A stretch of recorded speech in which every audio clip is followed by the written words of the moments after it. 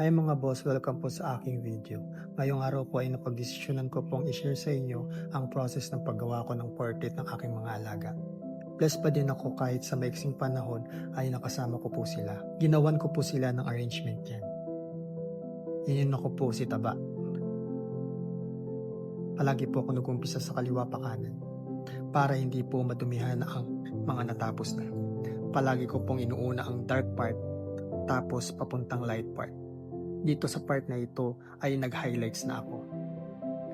Pagtapos po ay ginawa ko naman si Tiger. Again, ganun pa din ang process. Ito naman po ay si Frank.